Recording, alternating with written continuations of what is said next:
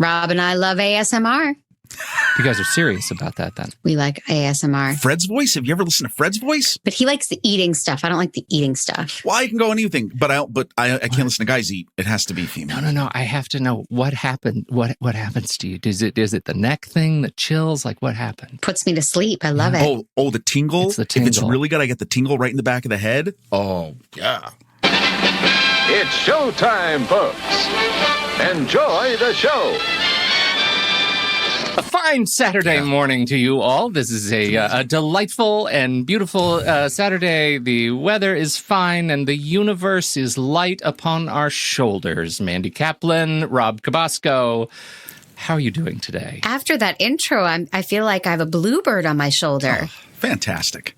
I'm just trying to lighten the spirit here. I want you to be distracted from whatever is also outside. Yes. We're just going to have fun today because it's amazing. Yeah, don't worry about the terrors of the world. No, what terrors? There are no terrors. Forget about those. The world is just Ted Lasso, y'all. It's just Ted Lasso, and we're fine. Welcome to the Next Reel Saturday Matinee, our weekly show where we, the Next Reel hosts, get together and talk about news, reviews, new trailers, our weekly list challenges, games, all kinds of fun things. I am Pete Wright, and we do have news. We have actual news, something that I think we all saw coming in some way, shape, or form. The big one is Oscars. They're letting drive-in movies and streaming services in. It's like it's fantastic. We're at once welcoming the future and 1952 at the same time. Isn't that terrific? Yes, sir. Now, okay, so Mandy, feature film. Actress, yes, sir. Producer, yes, sir. Director, everything that you do. What do you think about this? Is it a long time coming? Well, the drive-in thing, I think, is a bit specific for COVID, but they have to let the streaming in. This is where the whole industry's headed. It's already happened, so I'm happy for it. So many projects now are trying to get straight to Netflix or Amazon Prime. I don't know. I do think the world is changing. I'm not talking big budget studio Marvel movies. Those will always be on a big screen, hopefully. But I think most people are making movies for all of us to watch at home. Yeah, on the Academy's website, they say, with the gradual reopening of theaters, there are two methods of qualification for awards consideration in Best Picture and General Entry categories through the remainder of the 93rd Academy Awards year, February 28th, 2021. This is, I think, interesting specificity on behalf of the Academy. Films which are intended for theatrical release but are initially made available through commercial streaming, VOD service, or other broadcast may qualify under these provisions. That the film be made available on the Secure Academy Screening Room member site within 60 days of the film streaming, VOD release, or broadcast, and that it meets all other eligibility requirements. And two, films that open in theaters in at least one of the 6 qualifying U.S. cities, depending on theater availability, may qualify under these provisions. The film completes a qualifying run of at least 7 consecutive days. It meets other eligibility requirements. The 6 qualifying cities are Los Angeles County, City of New York, the 5 boroughs, the Bay Area, counties of San Francisco, Marin, Alameda, yada, yada, you know where you are, Chicago, Miami, and Atlanta. Drive-in theaters are included as qualifying commercial venue in the above cities. Academy Screening Room, in that case, is optional. This Academy Screening Room, do you have access to it? No, sir. There's got to be some sort of secret key. It's like the Masons. That. Oh, yeah. There's a real Dan Brown thing going on. You know it. Head to the old church, everybody. So I think this is really interesting. And I asked that question about, I wonder if this is at least if this is in any way going to be limited going forward, right? That language says open for consideration in Best Picture and General Entry through the remainder of the 93rd Academy Awards year. So some of the news that I'm reporting on this has been like, oh, streaming video is now allowed in the Oscars. My hunch is this is not going to be permanent. Maybe for a year or two. I would think it would have to be at least 2. Yeah, because we're going to get a lot of movies. It's unclear. Yeah, it's unclear. Well, it's good news, but remember, I think we talked about this. This is a throwback to a few Satmats ago where we did our little contest about box office. Mm-hmm. Remember, in 2020, Bad Boys for Life is still the #1 movie domestically, #2 worldwide, and it is going to remain that way. Wow. Obviously, look at this is temporary. I don't think this is I think everybody, and we'll talk about this as we get into stuff. Like, it is temporary, everybody. It's temporary. The world's been through this before. It may take a year or 2 or 3. But after that, no, we're going to be fine. We're in the Upside Down, if that's the #1 movie. I mean, who knew? Right? Who would have known? Who would have known? You know, James Bond has been pushed again, and it's been pushed pretty far, deep into 2021, and that harkens the end of days for theaters again. Regal Cinemas has closed its doors completely through at least, what was the end date on that? I think in February, until further notice. Yeah, I think it was until further notice. But I mean, the implication they had said it was February, but I think the implication is yeah. Until the relationship between these tentpoles and the broader entertainment economy is becoming stark to the point that, you know, we're starting to get some, you know, beyond Christopher Nolan and his punditry on the matter. Patty Jenkins says of Wonder Woman she had some strong words. Yeah, she is not, her quote was that if we shut this down, this will not be a reversible process. And she had a really interesting analogy to make to this than that was to the movie industry. To the music industry, in that, look at, once you crumble an entire industry, like what theoretically has happened, once you started getting all you can eat subscription platforms and all of that has changed, what is that going to do to movies? Now, I will admit, I disagree with her. One, because again, what I just said, it's temporary. This is a total thing that we are just living through a time that we're going to have to deal with this for a while. And she did have an interesting, she went a little farther and she's like, I don't think any of us want to live in a world where the only option is to take your kids to watch a movie as your own living room and you don't have a place for a date.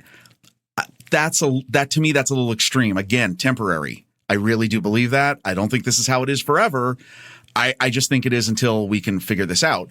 But look at it. It gets into something I know Kyle and I have talked about many times, was that it was kind of inevitable. I mean, Mulan, Disney cracked the door open, and they've shown a very interesting experiment with this, is that when you have the ability to do it yourself, meaning you own the streaming service, once you've done that and you've shown that there is a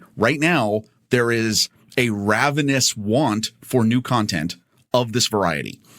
If you're willing then to offer it at a decent price, people are going to come. And getting back to this entire life circle of the movie industry, it's pure profit. And at that point, for the short term, this is a viable option for movie makers. And so, I mean, I think it's inevitable. I think Marvel, in the contest that we had over the summer, which was which of the 2 female-led superhero movies was going to blink first.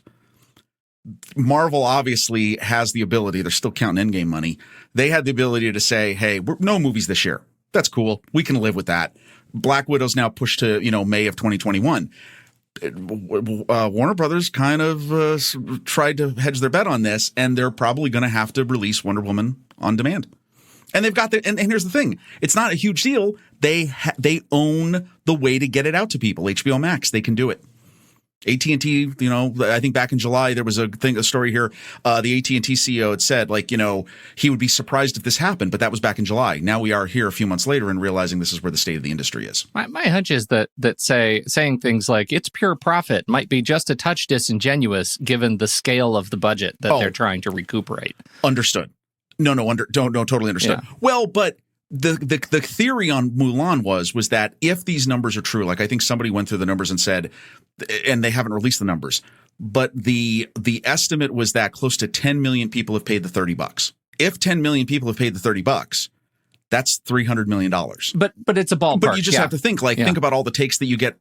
It's a ballpark thing. And again, and that's why nobody, even after Mulan did it, even after they did that test, you didn't see everybody run out and do it. I want everybody to run out and do it. I really do. I want them to just do it.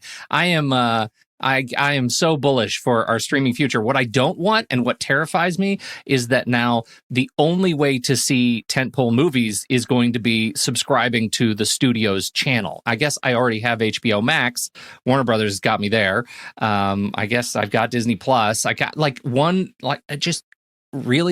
more massive conglomerate's streaming channel. Is that our future? Right. Because I'll tell you, my Cinemark down the street, I got like agents for LA Fitness that are standing across the street drinking like 3-day-old coffee and just waiting for that place to fall to pieces because like there are like it's just like, what is the purpose of this big entertainment complex right now? What is the purpose of it? Right. We're all going to be sitting in plexiglass hives, like cocoons. You go to the theater and it's just you sit in a little plexiglass. Oh, it'll be great. We're in a weird it's only temporary. It's only temporary. Listen to you, it's right? only temporary. The universe is light upon our shoulders. I am the grateful recipient of life's unfairness.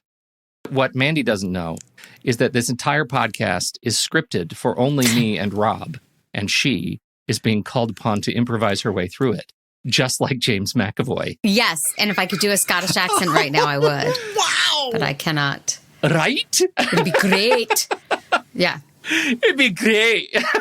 Everything I learned from Brave, which is, yeah, that's all I got.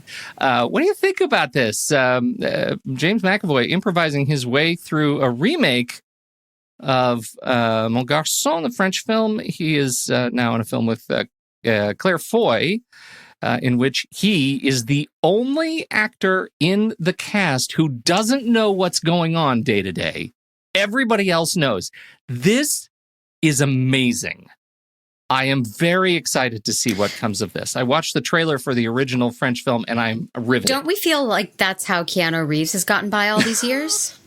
Or someone of that ilk? There's always a person who's not quite in the know on set.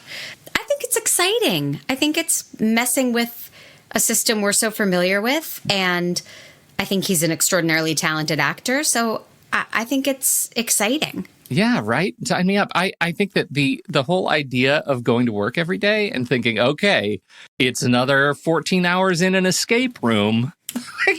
How do you even approach a role like that? It's just delightfully twisted. I think, though, the operative words you used there was extraordinarily talented, which for him, absolutely.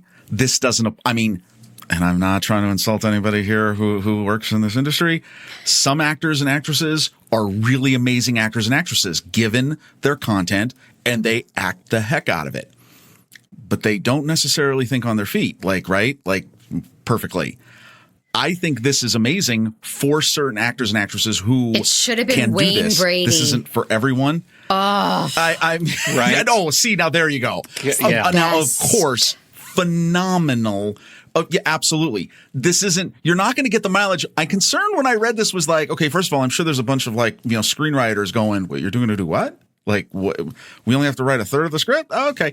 I think though, there's going to be, I fear that if this became a trend, then it's like stunt casting. Like you'll really get to this point where it will get weird and you'll get some weird stuff. Like you'll get some not the greatest stuff. But I'm sure stuff is storyboarded for him. I mean, when you hear about the Christopher Guest movies, there's no dialogue written, but they are. Oh, yeah. They know their beginning point and end point. I'm sure he's not flying completely blind. I'm sure he knows what he's got to get out of the scene. Well, it's interesting because in this is the difference, and this is the thing that stands out for me. I talked about a movie just like last week that I'm very excited about. It's a 2013 film called Coherence.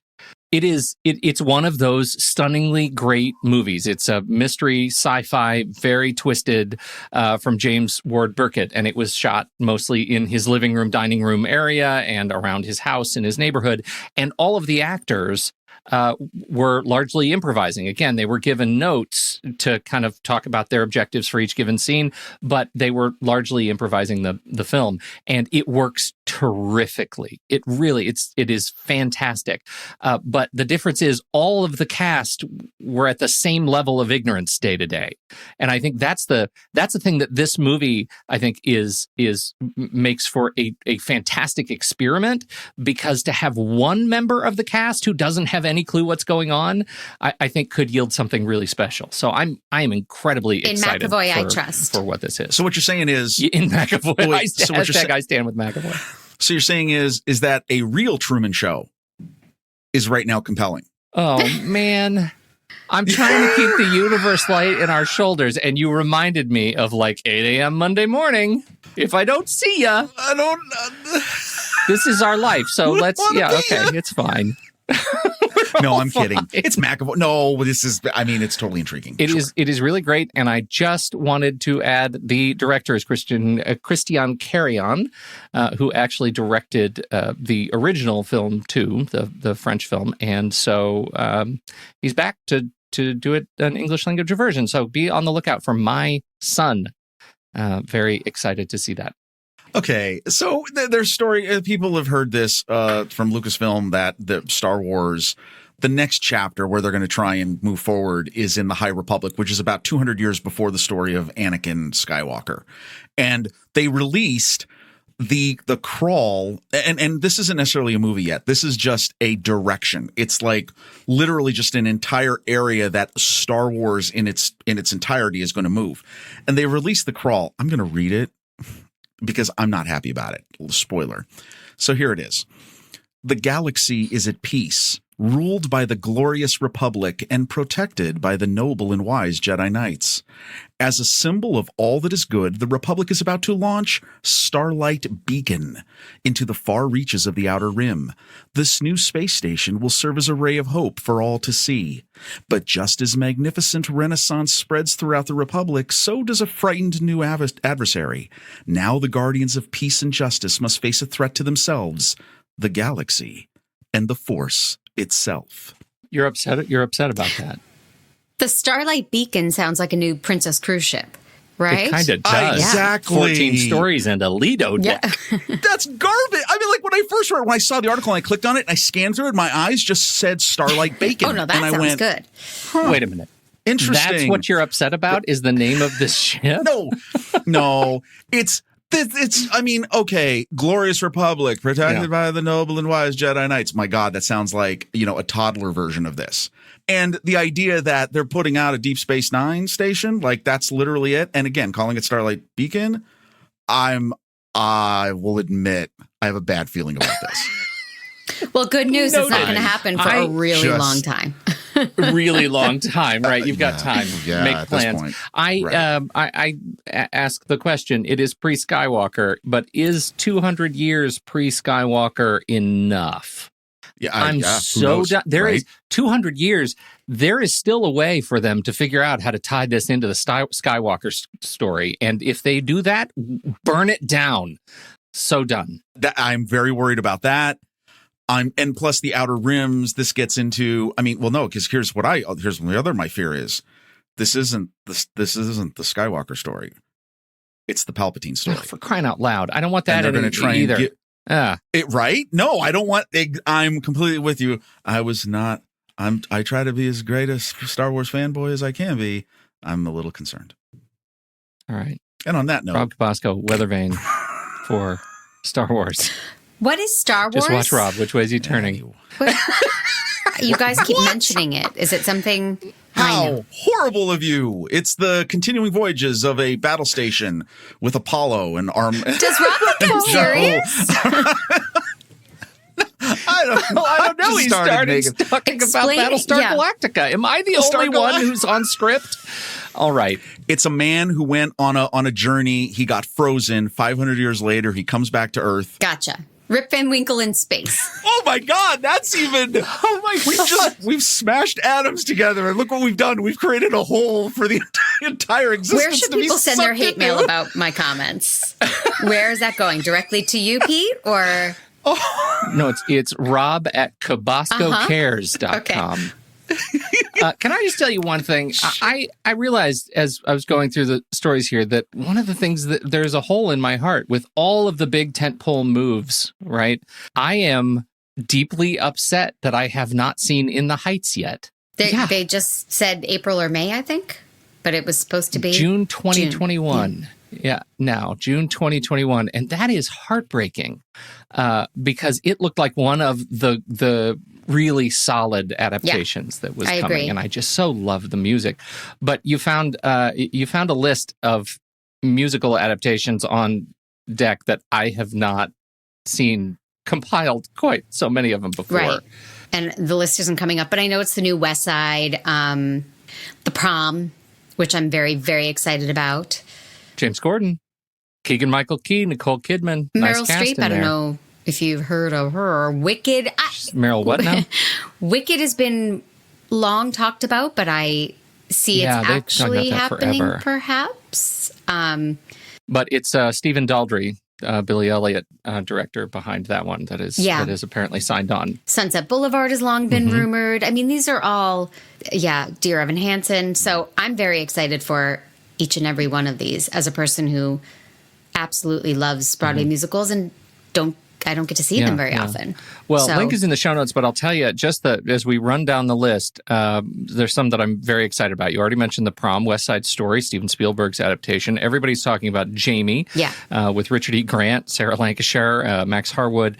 Looks great in the Heights, Wicked, Tick, Tick, Boom, Jonathan Larson bit. Huge Rent fan, would love to see this one. And Lin-Manuel. Lin-Manuel Miranda's going to direct What's up it. with that? I mean, fantastic. Sunset Boulevard. Matilda is an adorable musical that is getting some more Netflix money. It seems like every one of these is like sweet, sweet Netflix money. Dear Evan Hansen, cannot wait. That's probably, can't wait. Stunning. Beautiful is beautiful. Guys and Dolls will get another cinematic treatment of that one, it looks like, which that was my first musical performance. Rusty Charlie in Guys and Dolls.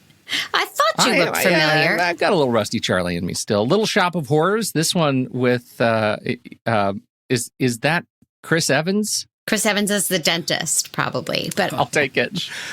That's great. And let's see, Follies, Mean Girls, Fiddler on the Roof, Merrily We Roll Along. Interestingly, Ben Platt from Dear Evan Hansen on that one. Once on This Island. Please, Agway, don't come around here. I love Once on This Island. Come From Away. I don't actually know anything about Come From Away. It's the story of a small town that took in people who were displaced by 9/11, and it's a very joyous celebration of humanity and small town kindness. And I like that.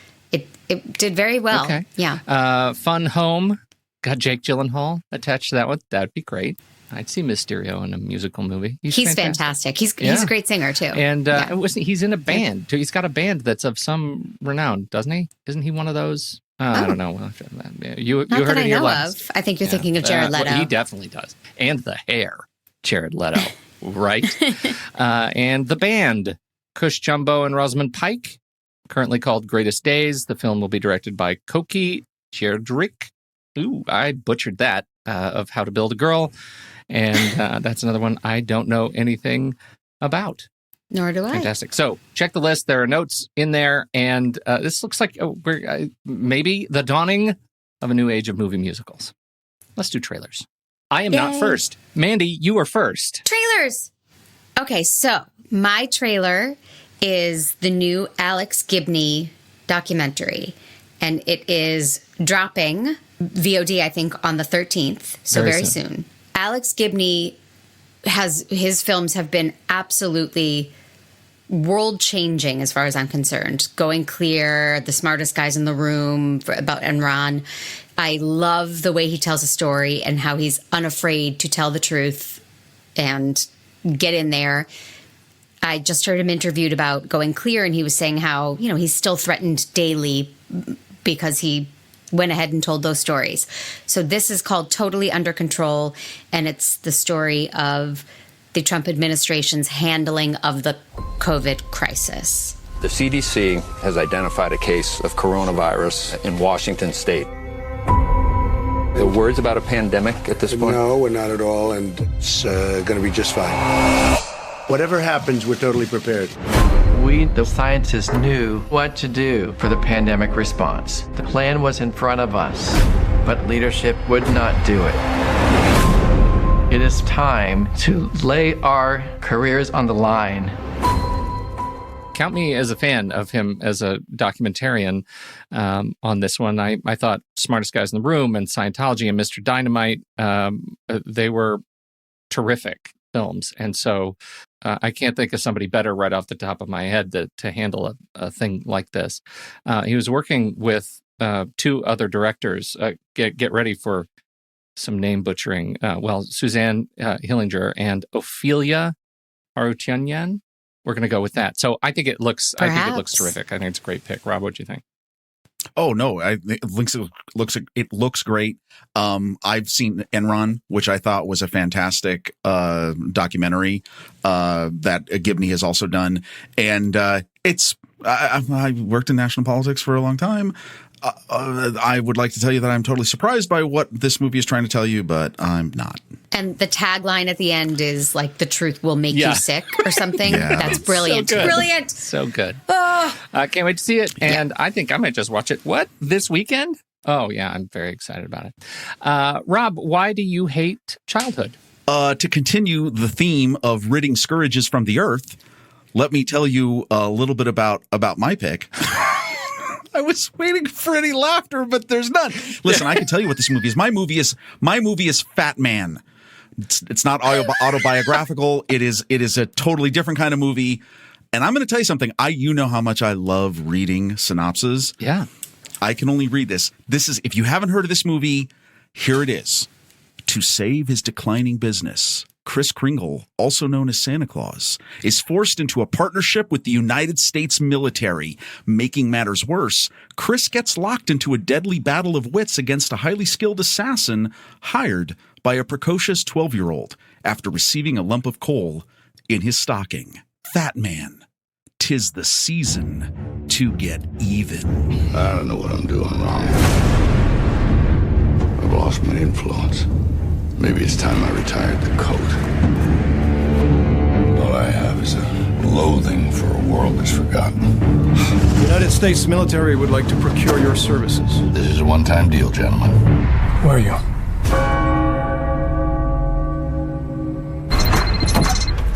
What's the job? I'd like you to kill Santa Claus.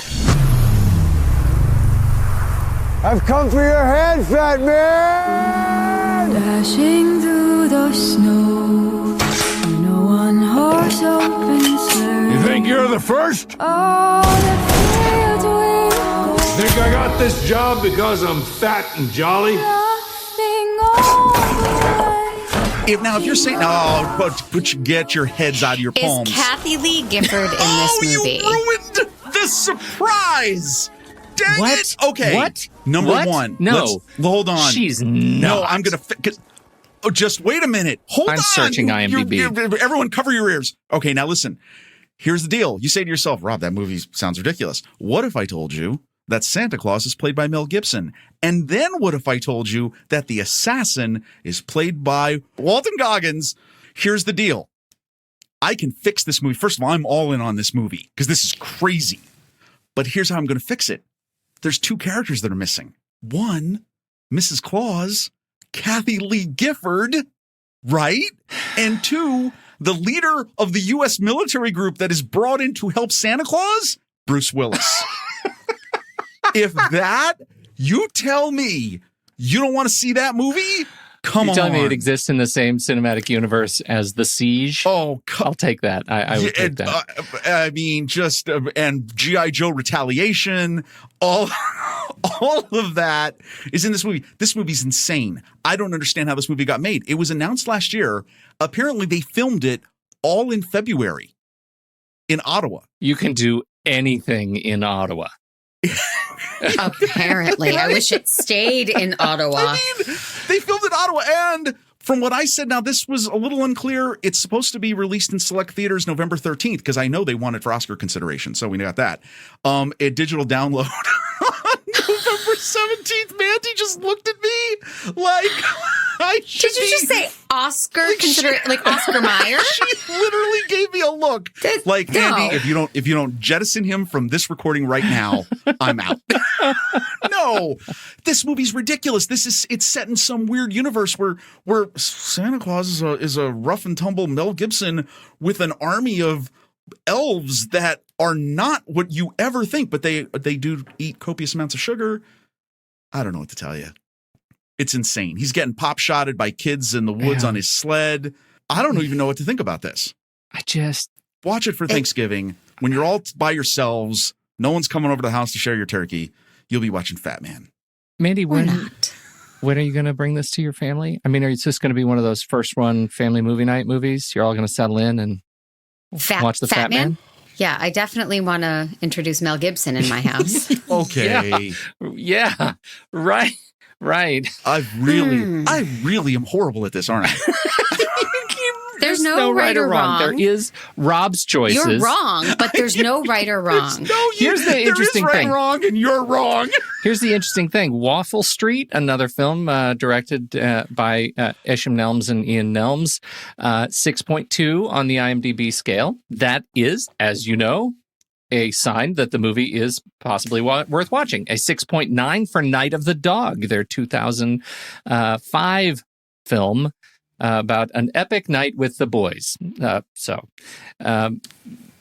is Night of the Dog. So their movies are, I mean, I've never seen anything that these folks have done, but their movies get some notice in positive ways. And so I guess the jury's out. Movies are hard. It's not for me. How's that? Am I catching all of the right taglines? Yeah, it's not. It's not for me. All right. When do I get to watch it again? You said we don't know. I was too distracted by the poster of a sinister Mel Gibson as Santa Claus. Oh, it's terrifying. And I'm going to tell you, wait a minute. It's terrifying, but it's also got a good veneer of hilarity because he's not even really trying. Yeah, no, that's just like, he just woke up. The thing about this movie is... No, that's literally... Yeah, I don't know if the movie, like, it says it's an action comedy thriller, and that would indicate that the movie knows what it is. And the trailer does not indicate that the movie is aware of what it is. Does not That's the know. thing that makes me nervous about it. Don't you want to know, though, why does the 12-year-old have the resources to hire an assassin? Yeah, no, he was a jerk. You don't know. No, I like to think it was like the son of Macaulay Culkin's character from like Home Alone. Oh, or we're like, passing it down like the generations. Yeah. Well, yeah, it's a Richie Rich, or it's like Richie Rich. Yeah, it's something like that. Kevin McAllister. I want to talk about my movie now. You guys are done. Yes. Okay, please this do, one, please. I feel very lucky because I did not have a trailer and I turned on the internet and it said, hey, guess what dropped 3 minutes ago? Netflix trailer for Mank. The film follows screenwriter Herman J. Mankiewicz's tumultuous development of Orson Welles' iconic masterpiece, Citizen Kane. If you saw Citizen Kane and thought, I need more Citizen Kane in my life, finally, 2020 is your year. But most importantly, the role of Mank is played by Gary Oldman. He is directed by the David Fincher. I loves it so much. Very stylish. Oh, very stylish. One of the other categories that we're not talking about are movies that are intentionally black and white, right? Black and white by choice. And this looks to be one of those films that is going to, he's really playing with black and white. And I think it just looks fantastic. Tom Burke is playing Orson Welles. It looks like Citizen Kane. It looks like Citizen Kane. Yeah, no, I think that I think is the conceit, right? Is that what came out of the process of making Citizen Kane was the reality of making Citizen Kane, and I think that looks that's an absolutely terrific thing. So this was shot using Red's monochrome Monstro 8K sensor camera, which is kind of cool because it's only black and white. So that means first of all, there's no color version. This was not shot in color and then decolorized. Yeah. No, it was shot in this. And one of the great things about these sensors is that since it doesn't have to monitor that color data, it's got a wider range of grays. So that's why I think it looks as amazing as it does, because it looks beautiful. Yeah, it's going to be spectacular. Well, and we were just celebrating the way Cuarón makes his black and white look with the Aries he was shooting on in the just large format in those tiny spaces is just gorgeous in Roma. And so I saw this. This was not on my radar. I mean, I had heard long ago that he was making a story like this, and I was just not ready for it. I didn't know he was making it in black and white, like nothing. And it is jarringly beautiful, I think, to look at. So I'm very excited about it. Welcome back into my life, David Fincher. I need to start watching all your movies again, so I'm ready. When can we see it? I wish I could tell you that it was tomorrow, but it's December 4th, 2020, and it's sweet, sweet Netflix. I should just assume Netflix. So it's always Netflix all the time. And that, as they say, is that. And now, the game. And for our game, a game about which I know nothing, we have a very special guest host. It's Andy Nelson of The Next Reel. Hey! Surprise, surprise. Hi, Andy Nelson. I was ready to do a draft, and I was pretty excited about the draft. And then you said, hey, I've got a game, and I want to play it with you three. So are you ready? I'm going to come on the show. We have, so this is called the collaboration game. And what's fun about this is it's all about collaboration in movies, and you have to play it without collaborating. So this is a play it without game. Collaborating? You three cannot collaborate, but you have to figure out some collaborations. Can I collaborate with you? No. You got to get points. It is to the death. We're going to see who lives and who dies. Bye-bye, Pete. I've given. Oh, no. I don't think. See how she's already misdirecting? Let me tell you. Yeah. I'm dead. I saw that. It's going to be one Marvel question and I'm out. But okay, let's try. I tried. Well, we'll see. We'll see where we get. I tried being very broad with the spectrum here. So let's see. How many what times happens. did characters snap in the Marvel Cinematic Universe? Every movie, any snap. No, we've got 3 rounds plus a bonus round, and there are points that you can get if you get things correct. And if you don't, then it may open up to other people. We'll just see what happens. None of this is really going to be that serious. It's just largely going to be for fun. So, except for somebody the person who who dies. Except Largely. Yeah, that'll be sad. It is more serious for them. Okay, round 1. This section I call, which one haven't they worked with? It's kind of like one of these things is not like the other. So which of you 3 would like to go first? Should I do it in trailer order? Who did the trailer? First trailer. Oh, yes. Do it in trailer order. Mandy's better. first. Mandy. Yes. I'm going to give Andy. you an actor or an actress. Yeah. And I'm going to list 5 other people in film. I got it. And you're going to say which one this person hasn't worked with. I need a buzzer. I got it. I'm ready. And then if you can get that right, then you get the bonus points if you can name the movies that they had been in with the 4 people. So Okay, so I'm naming who they have not worked with. right, so the name you have is Sandra Bullock. Now here are the 5 names: Ben Born Affleck, to play this. Yeah. Nicole Kidman, Yeah. Tom Hanks, Yeah. Samuel L. Jackson, Chris Evans. Who has she not worked with? Bzz. I know no one's competing, but I had to do it. Nobody's going I against you. understand. I think Tom Hanks. You are wrong. Ouch. You didn't get any points for that. I was going to say Tom Hanks, too. Well, you would have What been was she in wrong. with Tom You would have Hanks? been wrong. Well, let's see if you can earn any bonus points for at least since you missed that. Can you name any of the movies that she was in with these people? Ben Affleck? Sandra Bullock? Forces of Nature. Excellent. Nicole Kidman? Thank you. Practical Magic. You missed Tom Hanks. Samuel L. Jackson? Maybe she wasn't in a movie with Samuel L. Jackson. She was. You don't get any points for that. And Chris Evans, that is the person she was not in a movie with. I feel sad for Chris Evans now. Right? Oh, she totally She's should so have been in a delightful. movie with Chris Tom Evans. Hanks. Can anyone get a bonus point for naming who Sandra Bullock was in a movie with Tom Hanks? Best Picture nominee. It is Extremely Loud and Incredibly close. 2011. Wow. I know. Good book. Never saw the movie. Good book. Wow. All right. Well, Mandy, you ended up getting 2 points from that round. So, congratulations. Let's see how Rob Thank does. All right. Your actor is Chris Evans. And the 5 actors you have to pick from are Don Johnson, Anna Faris, Michael B. Jordan, Rose Byrne, and Patrick Stewart. His eyes are just rolling back and forth. Well, the first 2 for the first 2 for sure. I know he was in those movies. Don Johnson, Anna Faris, Michael B. Jordan, Rose Byrne, Patrick Stewart. If you know some of them, you can call it out just to get those points. Oh yeah, well Don Johnson, Okay. Knives Out. Anna Faris?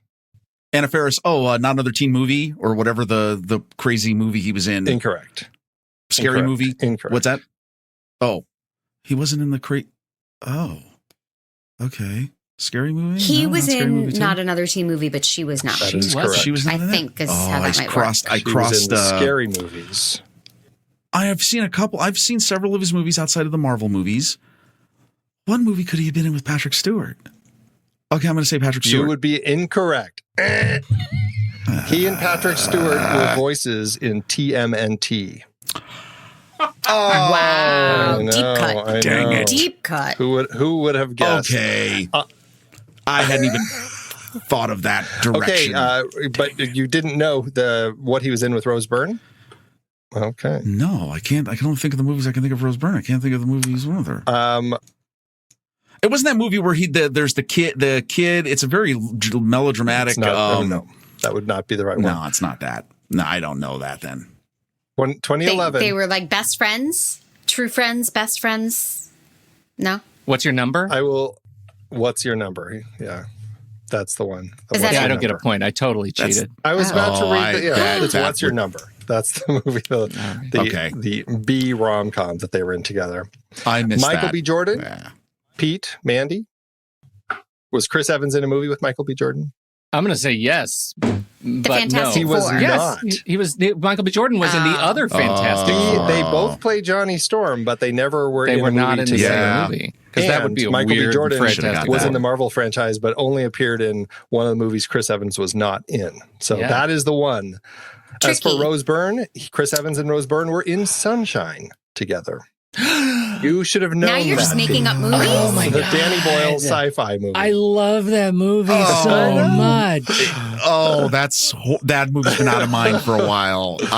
Okay. Well, Rob, you Yeah. walked away getting only 1 point on that round. I No got one 1 else point. stole any points I'm from dead. you. I just have to say, like, judging by my participation in my head with the first 2 rounds, I'm straight up terrible at this game.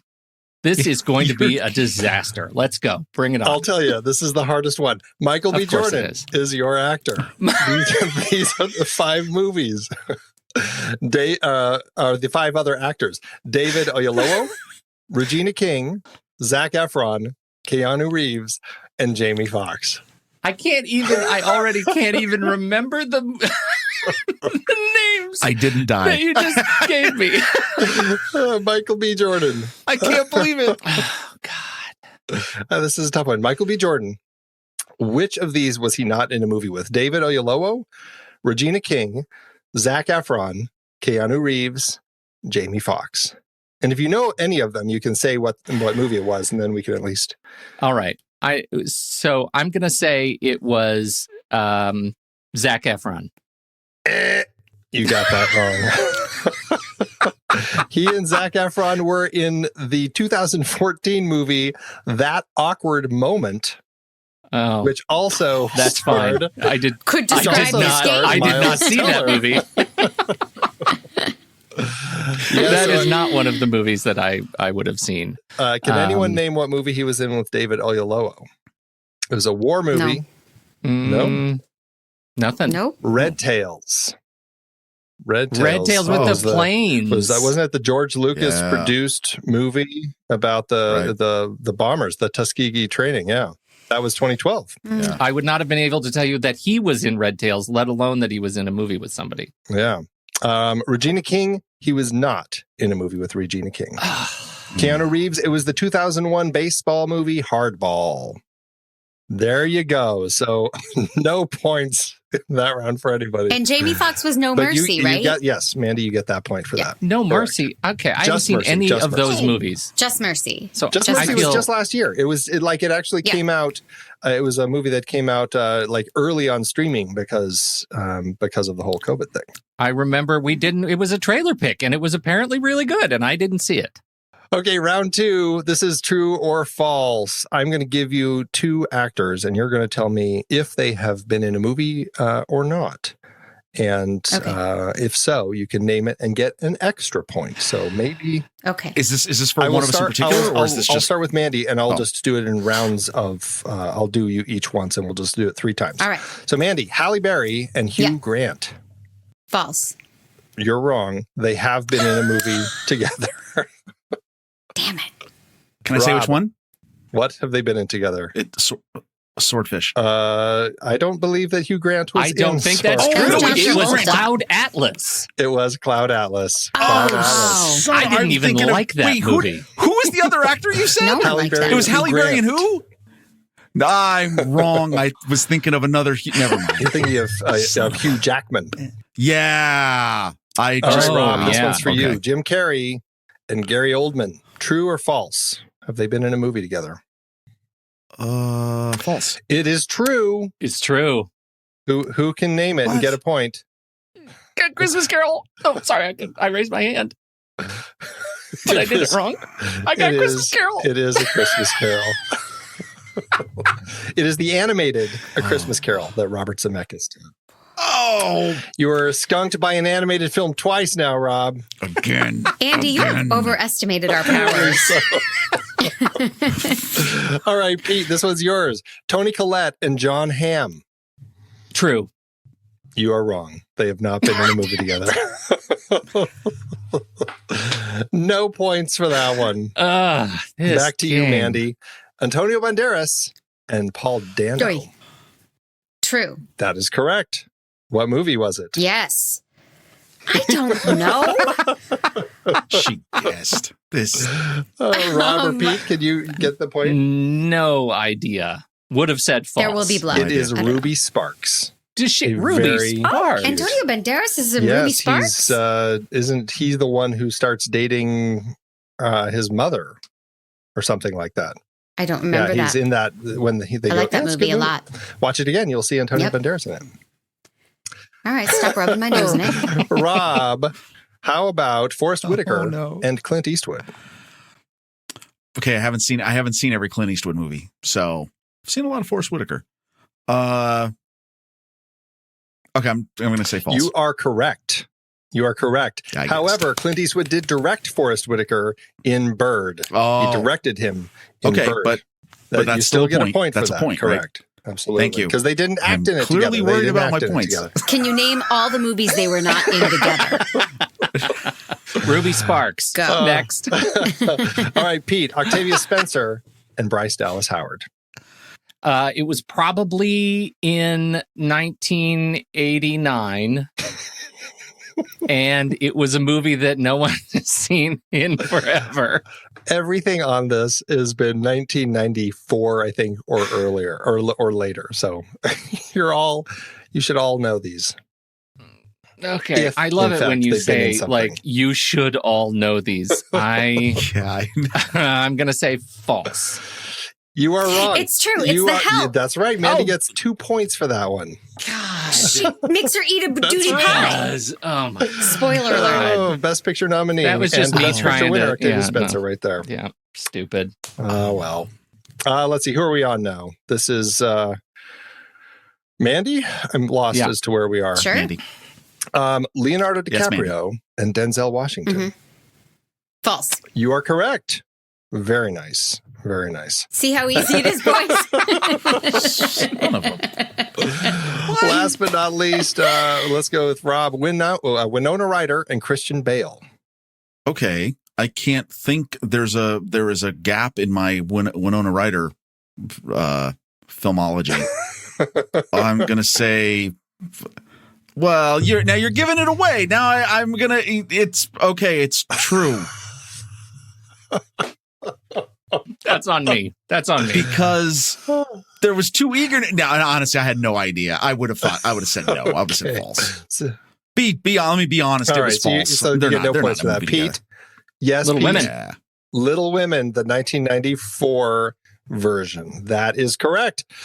All right, everybody, we're moving on to our last round. Although I have a bonus round, just in case there is a tie. Bonus round. It's not going to be needed. We can always do it if we want to. Crushed. But anyway, round 3. No, don't. Let's do round it. 3, this is one, some, or none. Have these two actors been in one movie together, some movies together, or no movies together? Mandy, Ethan Hawke, and Jude Law. 1. And can you name it for an extra point? There was snow. Snow falling on cedars. That was not that one. No, you get 1 point for that, though. Thank you. Pete or Rob? Well, they were in Gattaca. That is it. Is that the one? It was that just is the one. Yes. Yes. All right. Oh my God! I actually had that. I was like, but that's the only Ethan Hawke movie I can come up with. So I was like, it can't be Ethan right. Hawke. He has been in many movies. He's been in many movies. Yes. All right, Rob. Viola Davis and Morgan Freeman. I'm going to say none. You are correct. Congratulations. All right. Pete, Mel Gibson, and Jodie Foster. Speaking of Santa Claus. Yeah. Yeah. Yes. One, some, or none? One. You are wrong. Can you name Some. one, though? It is some. Can you name one? Can I It say was some then? You can't. It's definitely some. And it is the beaver. But then there's the one with James Garner, I want to say. Oh, for crying out loud, Maverick, yes. I was surprised that you got the beaver and not Maverick, Yeah. Pete. Yeah, no, the beaver, that huge No, hit. you know why? You know why the beaver is? Because I did, when Anton Yelchin died, I did a whole thing. Let's see, Mandy, Alan Tudyk, and Chiwetel Ejiofor. One. And what would that be? Death by a Funeral. That is not correct. I'm making stuff up. Remember that movie, that English movie? Yeah, it's a great movie. I love, right. Great movie. And Alan Tudyk does flawless accents. He's great, yeah. Were they in a movie together? They were in a movie. You got a point for that, even though you got the wrong movie. Peter, Rob? Serenity. It is Serenity. It is a noble death to fall on one sword. Alan's wasn't a very noble death. No, his was not. He fell on a cedar. Yeah. Rob, Meryl Streep, and Tom Cruise. It was 50 Shades of Grey. Oh, wow. Wow, yes. Secretary. A different version, yeah. I want to say some, but I can't think of any. I'm going to say one. Okay, you get a point for one. I'm going to hate myself, I'm sure, too. Somebody's going to have it. Somebody's going to get the point. Mandy or Pete, who wants the point here? Can anyone name Tom Cruise and Meryl Streep? Confidently would have said one and no idea what the movie is. Magnolia. It is not, but good guess because there's a lot of people in that one. There's a lot of people in the that. Robert Redford movie, Lions for Lambs. Lions for Lambs, yes. Oh, I know. Wow. Let's see, Pete, Jack Nicholson, and Julia Roberts. Is there? I can think of zero of them, and so I'm gonna say none. You are correct. No they way! Have not worked together. Good job. Good stammering guess there.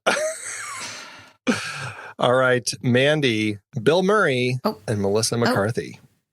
One, some, or none? One, some, One. None.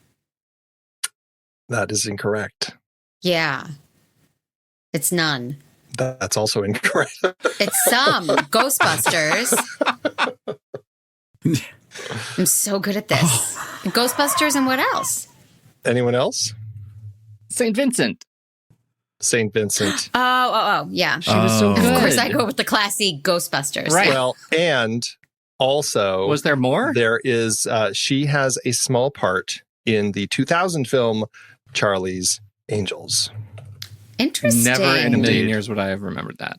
Yeah, right? Oh, wow. Okay. No. So, but I'll give you a point for Ghostbusters, Mandy. Because you got that one, even though you didn't get the one, some, or none part right. I'll take pity points. I There have you no go. pride. Yeah. Rob, Brad Pitt, and Gwyneth Paltrow. They were a thing. Well, okay. How many things were they in together, if any? One, some, or none? Okay, it's definitely one. But I'm going to say, but that's not is that my answer? Well, I'm going to get a point. I'm going to get a point either way. I'm going to say some. That's wrong. That is wrong. Oh, it's one, and the one That is correct. 7. Yes. You still get 2 points. Okay, for that's all right. Okay. Or 1 point, I guess, because you got the movie. Right. And Pete, last one, Yeah, Jessica right. Chastain and Amy Adams. Yeah, they totally did. Aren't they the same person? It's a trick question, Pete. I mean, I was fall about for to say, everybody thinks they're the same. don't forget They Bryce are Dallas not. Howard and Isla Fisher. Mhm. I think that apart from me imagining them as the same person, I think the answer might be no. Is that your final answer? None. You are correct. Wow. I know. Wow. Yeah. That surprised me the most, possibly. It surprised me. I didn't think you were going to get that one at all.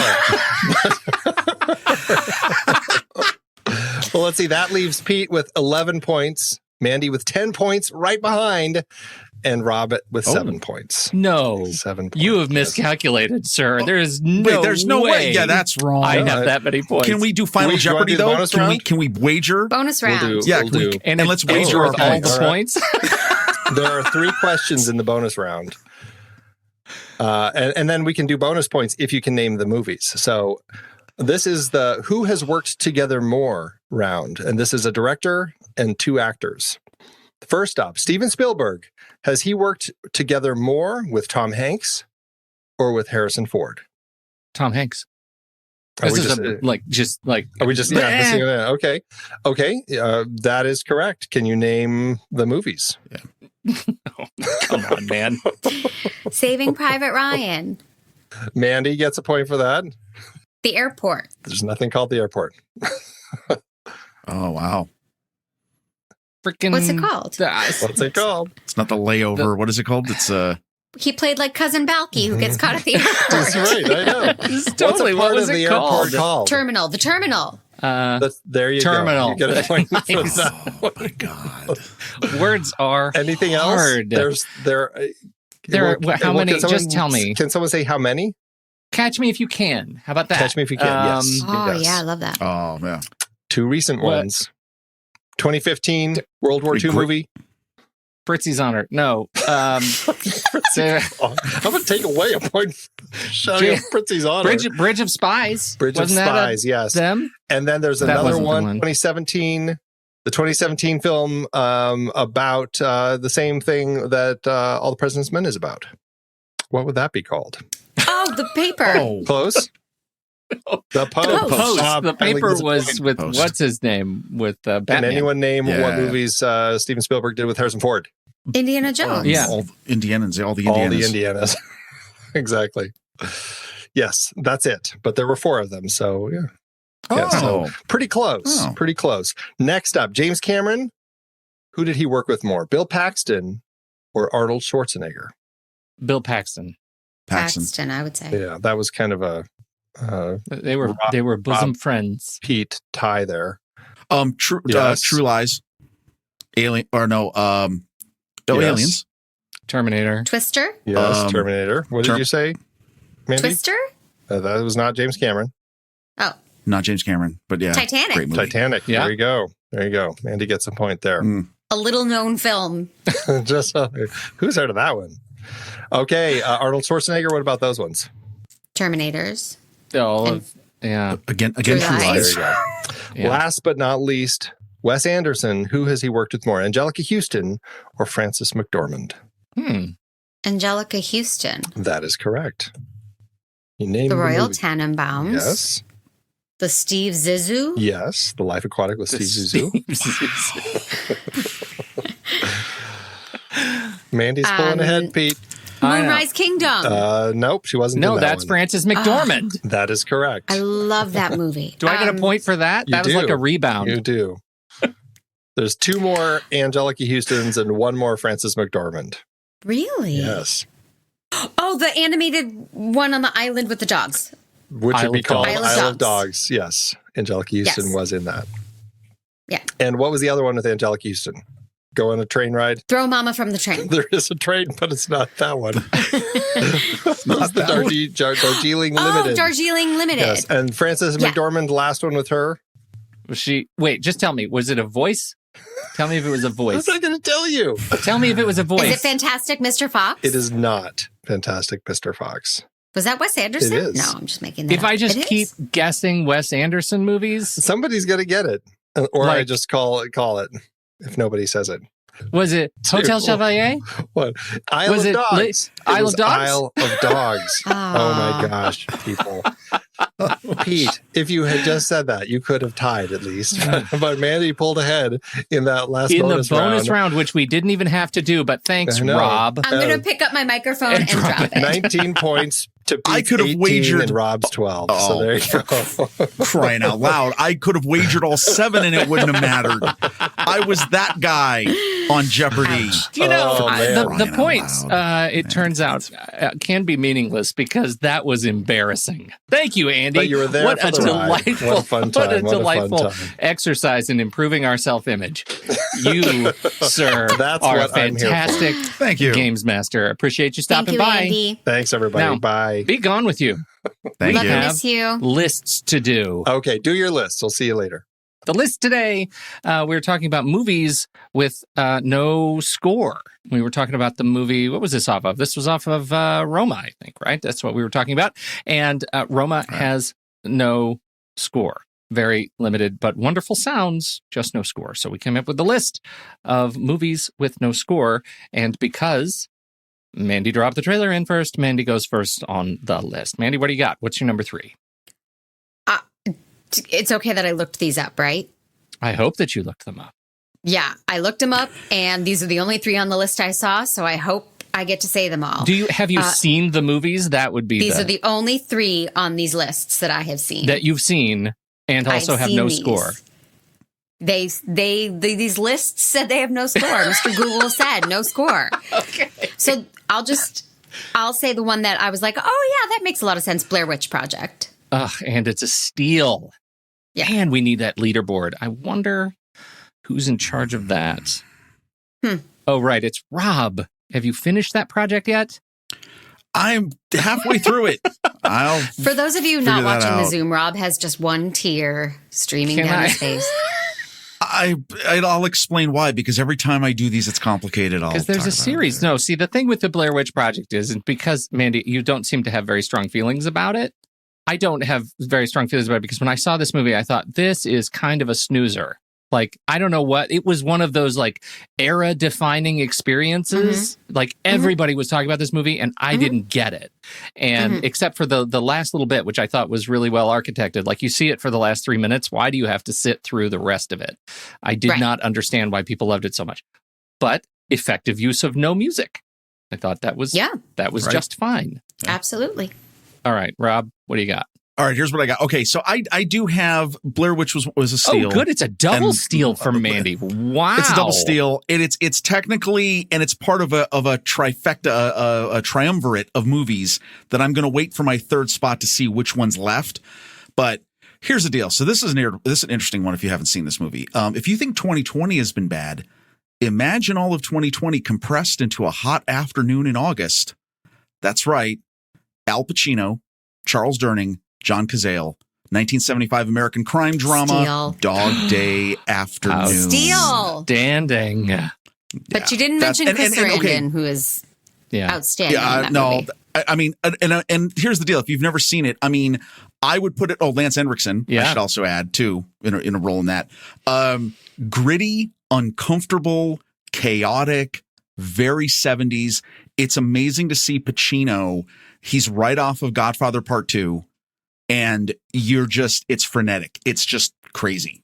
It's a tour de force of just how bad can a day get in the midst of insanity.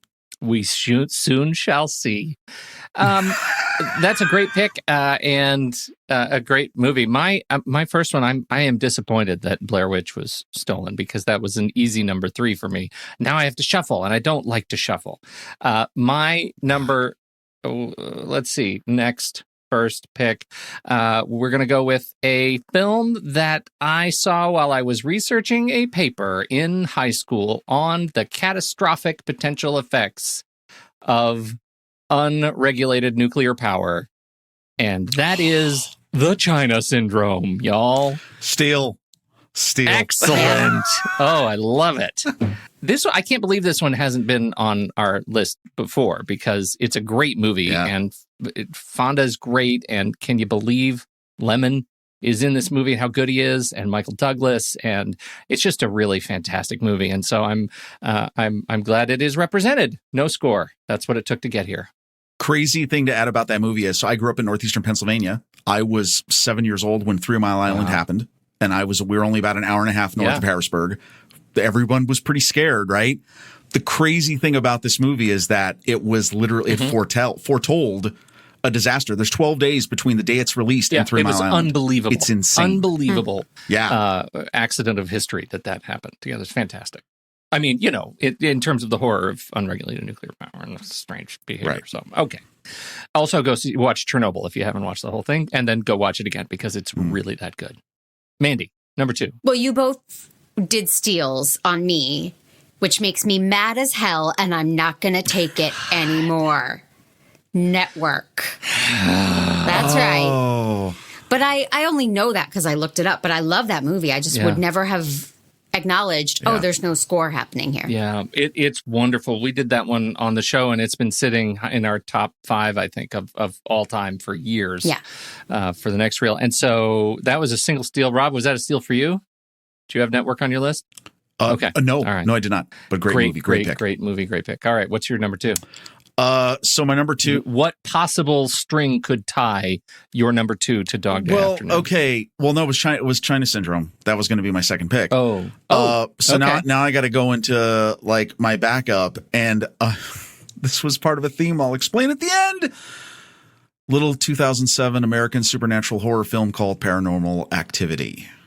Oh. Paranormal Activity. I would not have been able to tell you that there was no score for that movie. Because found footage, there's no, right. Yeah. Right. I mean, right. And is it good? There's this whole string of these movies that started to, obviously take that, and found footage is nothing new. It's not like it was invented by Blair Witch.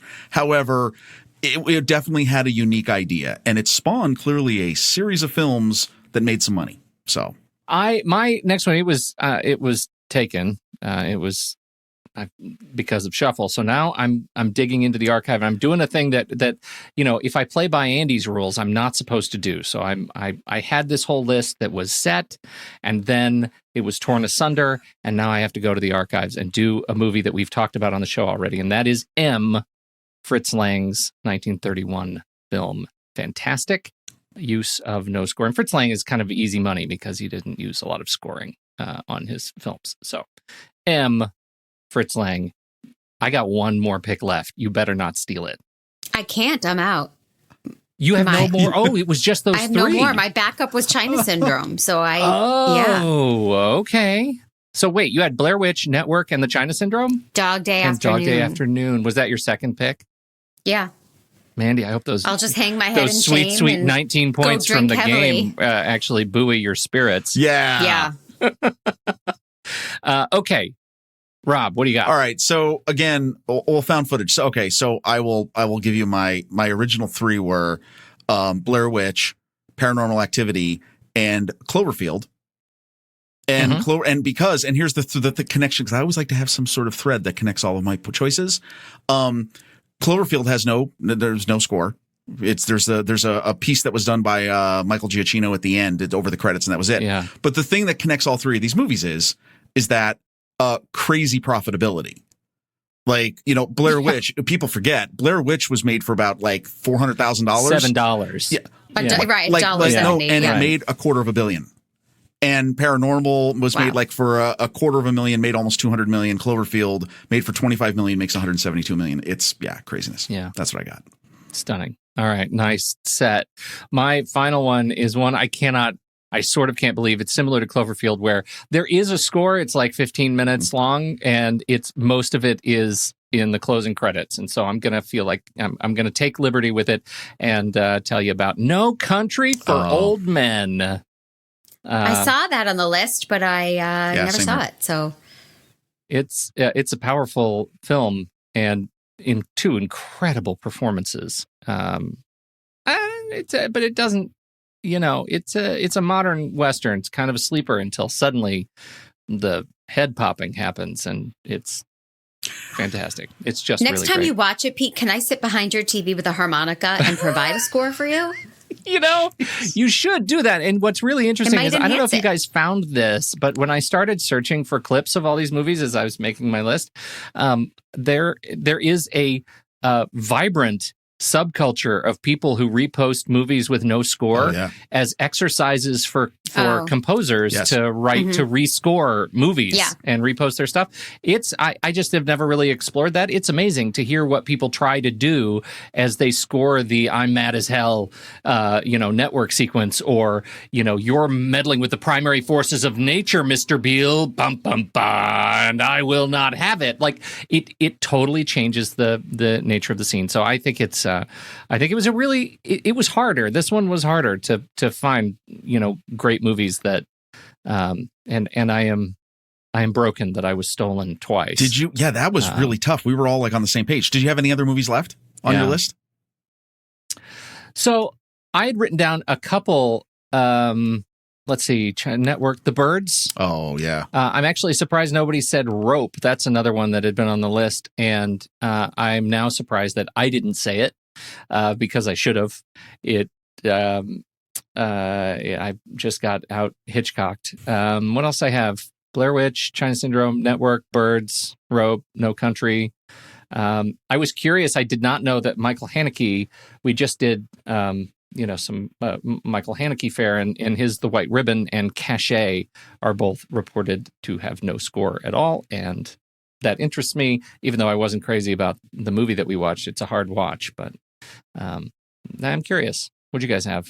I know, Mandy, you used up yours. I'm out. My only backup, and it's not technically doesn't fit, but it's minimal score, and it was mentioned on last week's Sat Mat during the Tournament of Terror, was The Thing. Oh, yeah. I mean, minimal. Right. There's only like a few parts that have got. It's like a soundscape, effectively, exactly. Right? Well, that's just fun. This was hard. It was a good challenge. Now we get to figure out what are we going to do next week. And I have more skin in the game because I am also booked for next week. So you are pitting me again with Ray and Andy. You may have a score to settle after today's game night for Andy, but take pity on me, please. I have scores to settle with Ray. I have scores to settle with everyone. You're collecting scores. I see how this is happening now. So we are talking about the movie. It's a last film in our foreign language films nominated for Best Picture series, and that is the fantastic Bong Joon-ho film Parasite from just weirdly last year. It feels like it's been with me forever, but it is just last year. And so have you guys both seen Parasite? Not a fan. Really? Yeah. And Rob, let me also do another callback to last week's Sat Mat. This whole concept of the host is a prequel to that. No, or the Parasite is a prequel. Parasite is a prequel to the host. You love besmirch, that. You besmirch the host because the host is outstanding. You just said besmirch to me. The host is outstanding. The host is outstanding. For those with outstanding taste in cinema, also Parasite is fantastic. What are you doing? You go watch your high holy Star Wars movies. I'm going to watch. Oh my God! You could have said a lot of other things in place of that. Well, you could have said, why don't you go watch your Mel Gibson, Kathy Lee Gifford comedies? Go ahead, Rob. I could have. Go ahead. I could have said that. You're right. I missed a real opportunity. I'm going to start. I have to make a note for other things to put on a T-shirt. That's what you want? You want to do Parasite? Let me give you a couple examples then. Number 1, 0 redeeming characters. Oh, number 2, people you run from. Number 3, everyone is horrible. That's pretty similar to number 1, Oh, you want something different? How about this? Also, people are bad. How about this? Couples knowingly making out in full view of their children. Oh, he was in a teepee, you old prude. With an entire wall of windows. When they're there watching him. I've seen this movie. Trust me. We can't use your home movies on our list. We don't do that. We make jokes about it in front of our daughter. Come on. I love this movie. Your mileage, let's just say, may vary, but we do have some options on the list. Rob, do you have any contributions that are at all sane that you'd like to contribute to next week's list building exercise? Outside of the non-sane ones? No, actually, that's it. I seriously, I'm going to tell you something. Right. Literally, everyone's horrible. That was my problem with the movie. I mean, I guess nobody wants to make a list of movies with couples knowingly making out in full view of their children in teepees, whatever. They couldn't see a thing. All right. So the whole idea behind this movie is that it is a class story, and it is a story about, what it takes as humans who are put in stressful situations, who live off of the work and labor and blood and sweat of other humans. And it is a movie about people taking advantage of one another in many different, unique, and sort of insidious ways. It's a dark movie. It's a commentary movie for sure. So, Rob, I don't know what to tell you, man. I wish you loved it. I'm not going to do the making out one. Am I glad I saw that. it? Yes, I'm glad I saw it. It's culturally sure. significant. Well, because it is significant.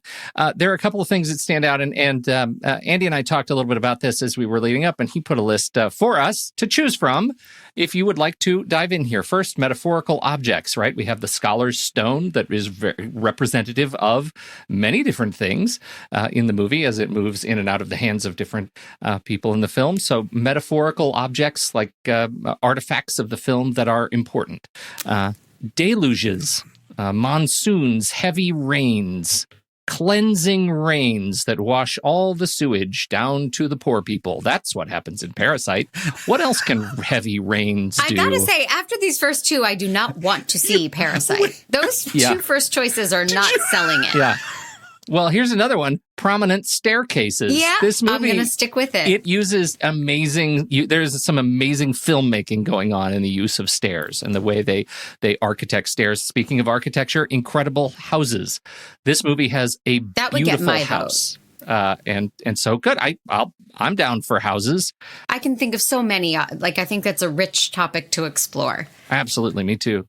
The other one that I think is low-hanging fruit for me, there is a scene in the movie where they make a dish called ramdan, which is a blend of ramen noodles and udon noodles, and so the cheapest noodles that you can get with like $100 a pound beef. And so it is an exercise in meals, like classist meals. They're eating food that is typically eaten by the poorer people, but they're making it so expensive that the poor people can't eat it. And so I'm telling you, you walk out of that scene hungry. For me, I wanted ramdan, and we eat it all the time now without the fancy beef. So meals in movies that make you hungry would be my vote. So, All right. We also, the last two suggestions we had were hiding when someone else comes home. That's kind of tropey. And secrets in the basement. This movie has so many basements, under basements. And so those are the last two. Rob, I'm going to give you the last pick. What would you like to do? What would you like to contribute? I like the staircases one, but the houses that stand out is better. That's fine. Yeah. I love you, but I really would like to make the other twos next week miserable.